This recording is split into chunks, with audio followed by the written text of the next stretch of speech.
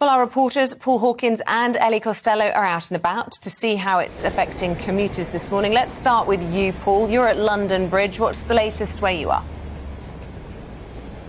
Yeah, the latest is it feels like it's getting a lot busier on this bridge at the moment. You can see a lot of people making their way across the bridge by various forms of transport. They're on mopeds, they're on scooters, they're on bikes, they're running across the bridge, walking across the bridge.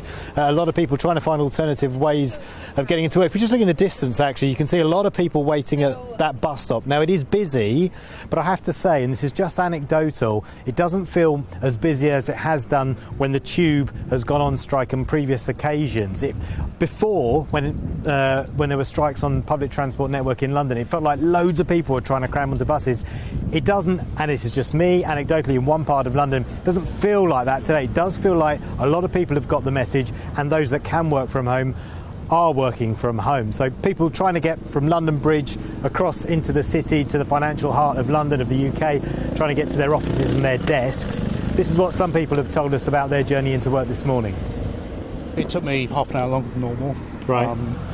Had to go via Norwood, and then back into London Bridge. Right. So, not that pleased, to be honest, with what the strikers are doing. Things They're all paid £60,000 more than people they're disrupting. Nurses coming up to London Bridge Hospital. I think it's disgusting.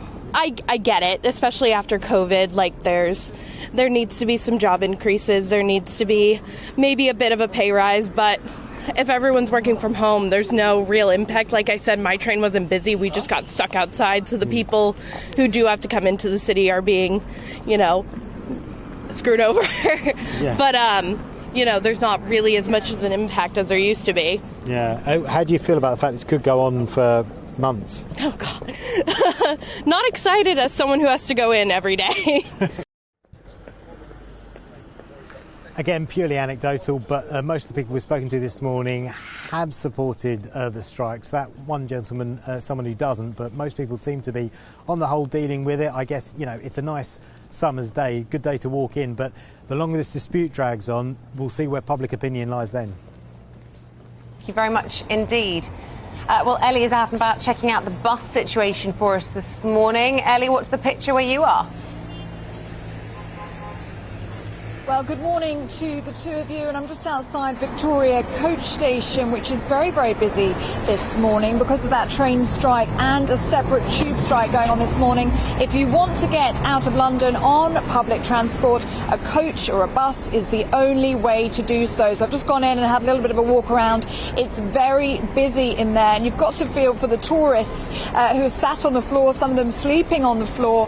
They came to London not knowing that this strike action was going to take place this week. They're desperately trying to make new plans now to get around. I actually just spoke to a man from Belgium who has a flight leaving this morning. He was hoping to get a tube to the airport, obviously not realising that a strike was taking place. He's now having to rely on a bus and a taxi. He's really hoping that he can still make that flight.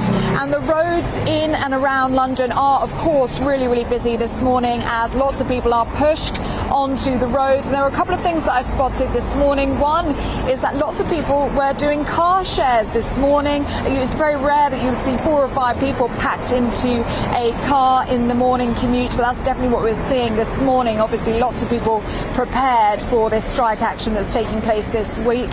They're making it work for them. And the second thing is that there's a bus stop just around this corner, just a London bus stop, and there is a long queue forming there, which I'm sure we're going to see grow throughout the day. But people are being very British about this. I just spoke to a sixth form student who walked past us here. She had her trainers on, and she said she just walked to school this morning. She's got the weather for it, and she's going to be completely unaffected by this.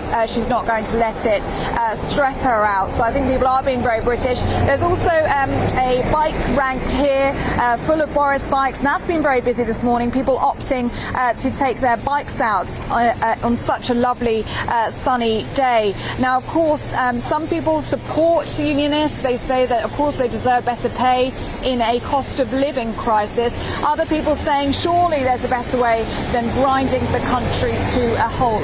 But I think one thing is significant, and I echo what Paul was saying just there in another part of London, is that this may have had a greater impact pre-pandemic. I think many companies are now used to having their workers working from home. Many people are able to do so this week, and the strike may not be having the impact that it would have had just a few years ago. Thank you. I don't know if it's possible, Ellie, if your camera operator is able to do this, if you're able to step to the side for a moment and he can just give us a little pan round so we can see some of that congestion behind you, just so that people at home can get a little picture of how bad it is out there this morning. Oh, I think the lights have just changed there. But it just gives a bit of a flavour, doesn't it, Ellie? Yeah, the buses are absolutely packed. I'm not sure if you can see them driving past, but they are full, and there are so many people trying to get on those coaches and buses inside. There's a long queue forming in the ticket office inside, and you can also see the taxis. I think you can see just in front there, they're at those red lights. They're doing very well for themselves this morning, and I think lots of them will be opting to go to hotels to pick up those tourists that I was mentioning, and they might be having a good day, the taxi drivers today. Very much indeed, and that's what we've been hearing. And to you, Paul, as well, thank you.